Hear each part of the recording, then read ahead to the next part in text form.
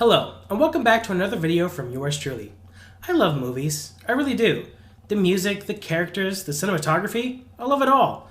But the one thing that I love most would have to be the villains. Oh yeah, I like the bad boys, but don't we all? Who doesn't have their favorite embodiment of all that is evil and manipulative? However, the only thing better than a great villain is their triumphant speech. Sure, they could do away with the hero now and actually succeed at their schemes, but then we miss out on that sweet, sweet monologuing. So here are my top 14 villainous monologues.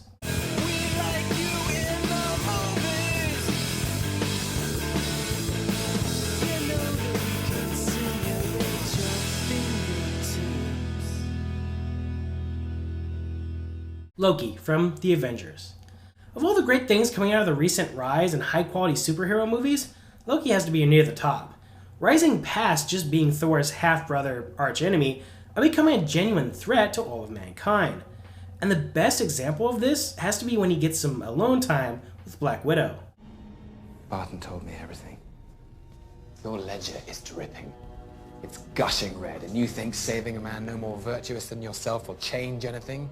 This is the basest sentimentality. This is a child at prayer.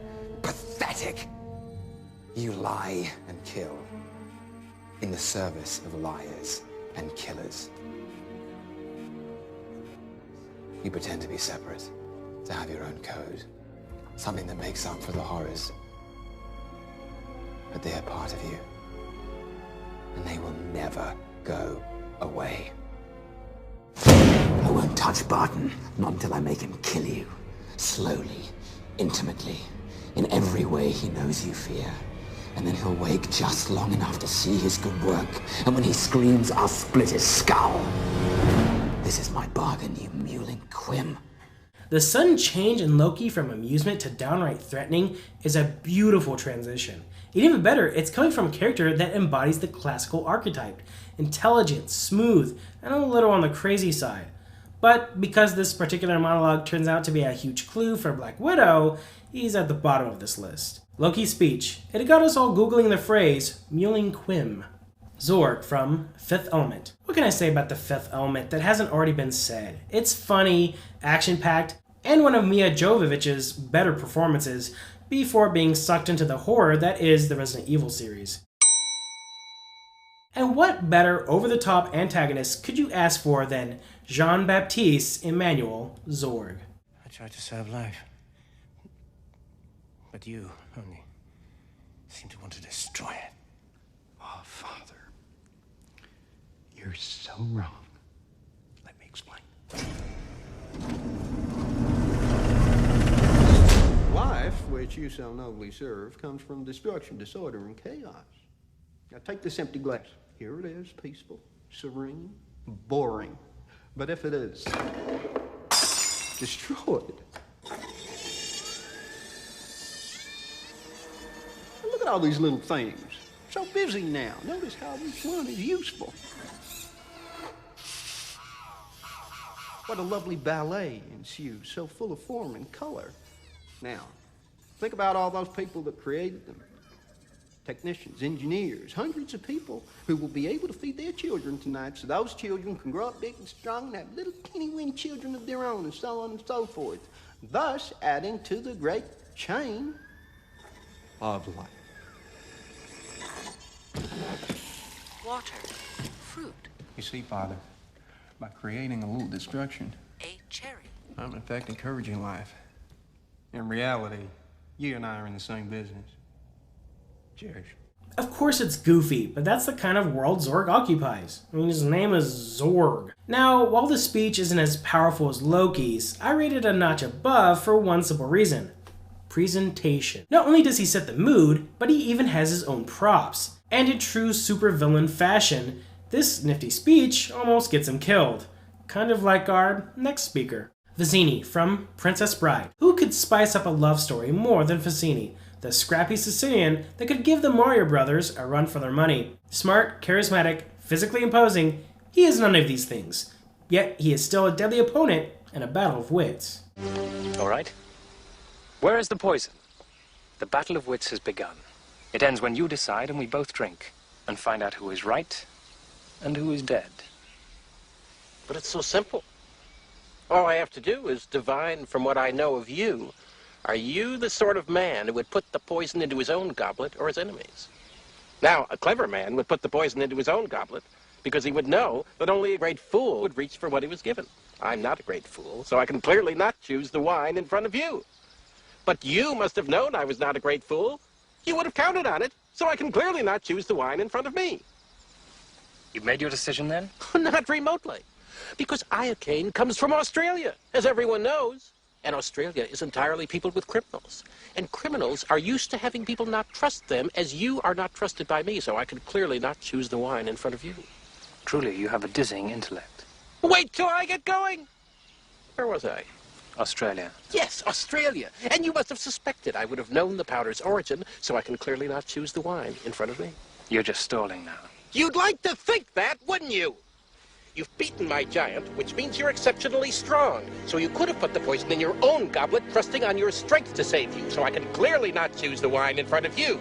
But you've also bested my Spaniard, which means you must have studied. And in studying, you must have learned that man is mortal, so you would have put the poison as far from yourself as possible, so I can clearly not choose the wine in front of me. You're trying to trick me into giving away something. It won't work. It has worked. You've given everything away. I know where the poison is. Then make your choice. I will, and I choose. What in the world can that be? Vizzini is just a fantastic character, and his over-analytical monologue could not have been pulled off by a better actor than Wallace Shawn. Yes, that's the actor's name. Now you know it. But enough softballs. Time to get serious, with a smile. The Joker from Dark Knight. Heath Ledger's award-winning last performance as the Joker has become a classic in only a few short years since The Dark Knight's release. The energy and personality that came with the character raised the bar for all comic book movies that have come to follow.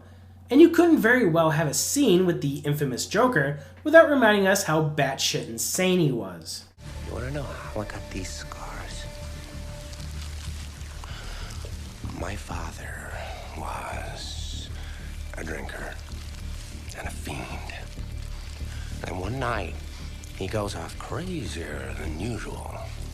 Mommy gets the kitchen knife to defend herself. He doesn't like that. Not one bit. So, me watching, he takes the knife to her, laughing while he does it. He turns to me, and he says, "Why so serious?"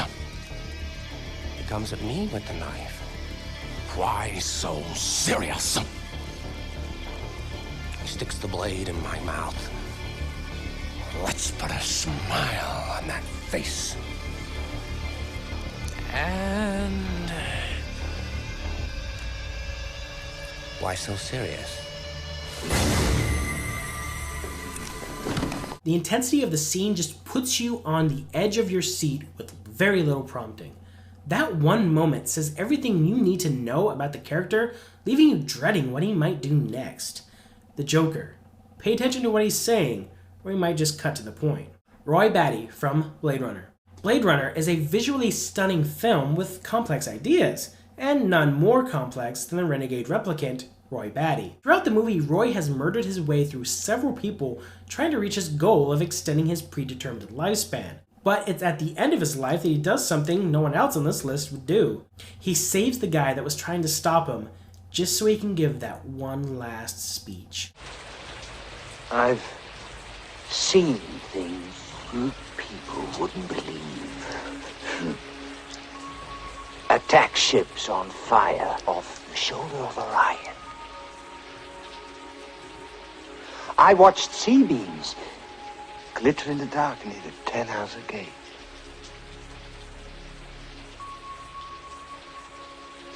All those moments will be lost in time. Like tears in rain. Time to die.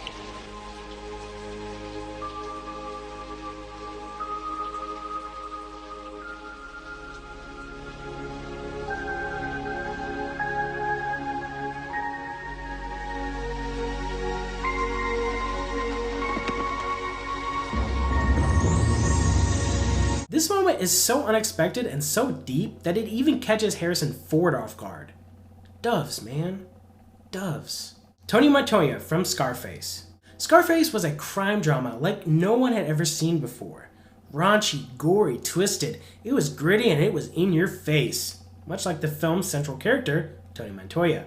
Unlike anyone else on this list, he's both the film's sleazy villain and sort of an anti-hero, just from the sheer virtue of not being the worst person out of the movie. Most intriguing of all, Montoya is aware of just how unapologetically bad he is. You're all a bunch of fucking assholes. You know why? You don't have the guts to be what you want to be. You need people like me.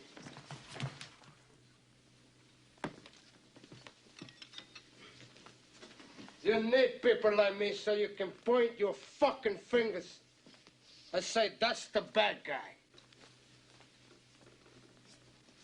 So, what'll that make you? Good? You're not good.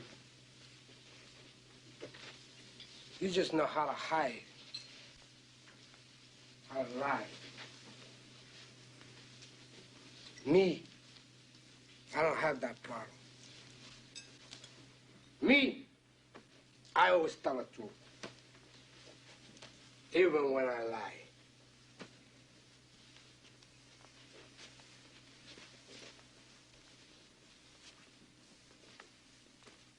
So say good night to the bad guy.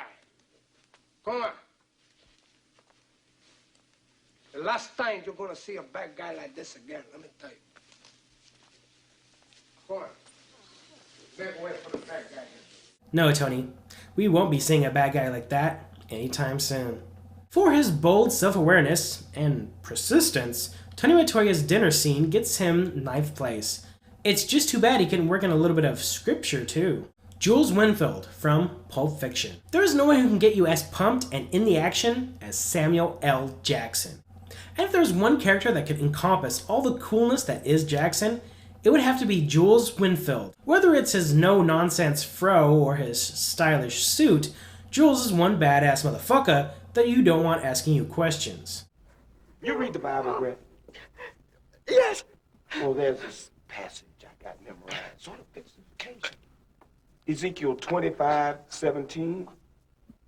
The path of the righteous man is beset on all sides by the iniquities of the selfish and the tyranny of evil men. Blessed is he who in the name of charity and goodwill shepherds the weak through the valley of darkness, for he is truly his brother's keeper and the finder of lost children. And I will strike down upon thee with great vengeance and furious anger those who attempt to poison and destroy my brothers. And you will know my name is the Lord when I lay my vengeance upon thee. Holy shit. I gotta find a Bible. M. Bison from Street Fighter. Okay, that last one was a little intense, so let's scale it back a bit with a calmer character. Someone stable, cold, collected, maybe somebody from a video game adaptation, played by Raul Julia. But why? Why do they still call me a warlord? And mad? All I want to do is to create the perfect genetic soldier. Not for power, not for evil, but for good. Carlos Blanca will be the first of many. They shall march out of my laboratory and sweep away every adversary, every creed, every nation, until the very planet is in the loving grip of the Pax Bisonica. And then peace will reign in the world, and all humanity shall bow to me in humble gratitude.